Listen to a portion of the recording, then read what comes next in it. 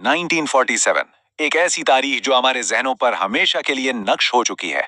आज के इस जायजे में हम सिर्फ एक सरहद या नक्शे की बात नहीं करने वाले। ये एक ऐसी दास्तान है जिसने इंसानियत का सबसे बड़ा और दर्दनाक इम्तिहान लिया।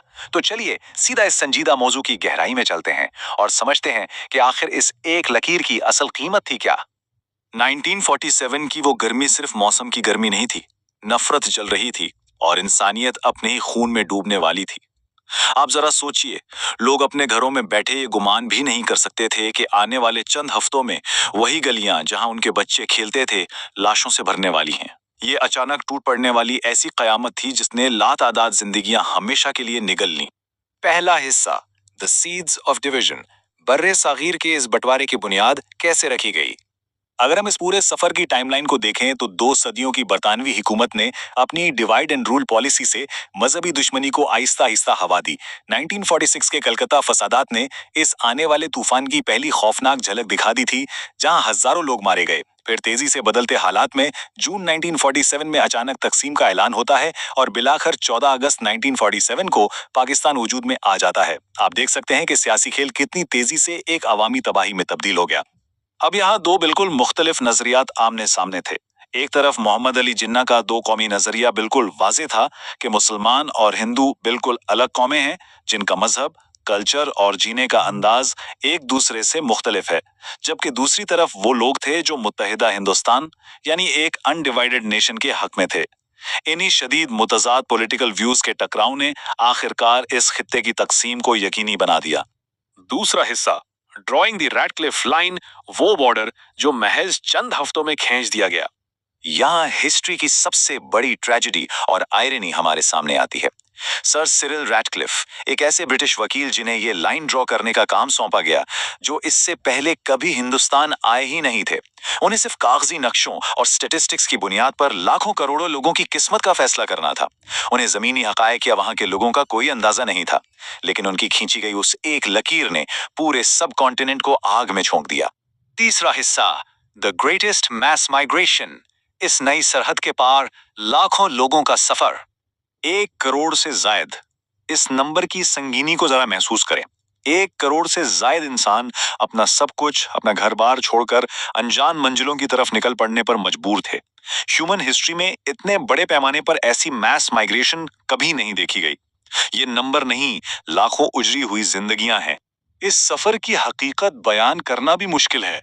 शदीद गर्मी में मीलों लंबे पैदल काफिले चलते जा रहे थे। भूख, प्यास और बीमारियों का राज था।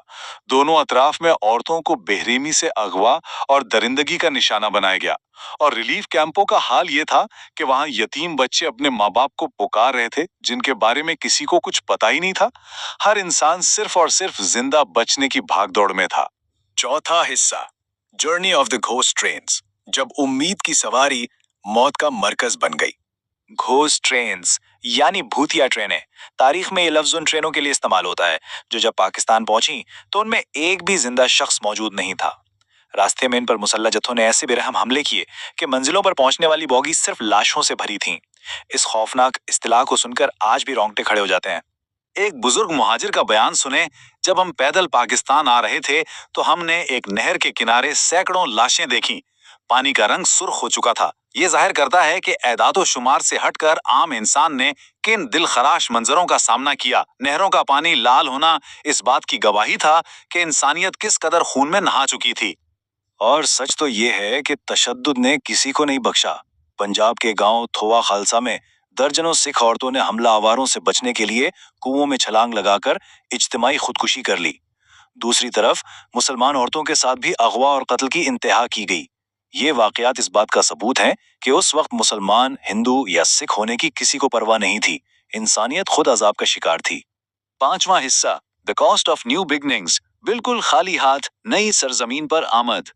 इन नए आने वालों को तारीख ने मुहाजिर का नाम दिया। ये वो लोग थे जो कराची, लाहौर और हैदराबाद जैसे शहरों में आकर बिल्कुल खाली हाथ अपनी जिंदगियां जीरो से शुरू करने पर मजबूर थे।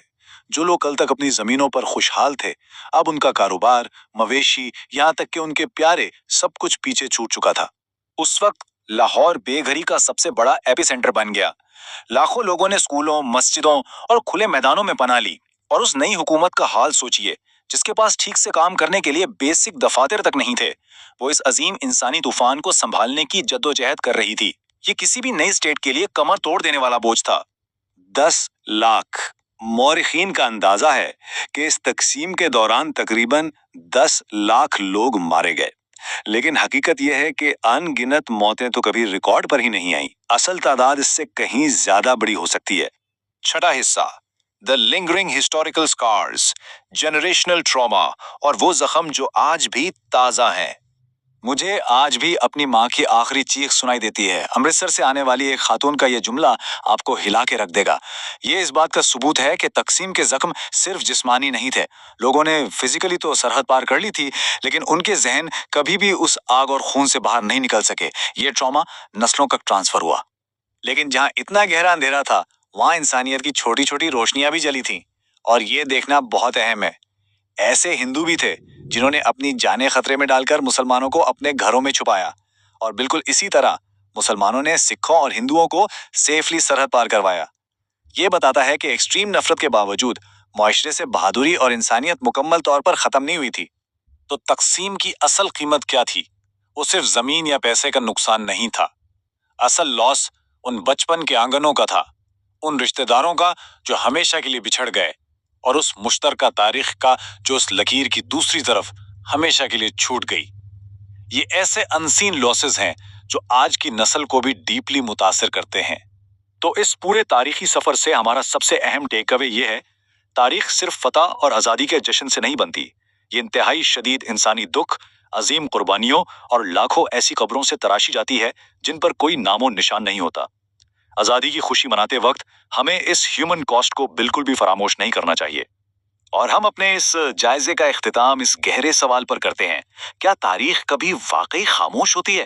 آج بھی جب رات کے سناٹے میں پرانی ریلوے ٹریک سے کوئی ٹرین گزرتی ہے تو کچھ لوگوں کا ماننا ہے کہ انہیں آج بھی ان گھوسٹ ٹرینز کی خاموش چیخیں سنائی دیتی ہیں۔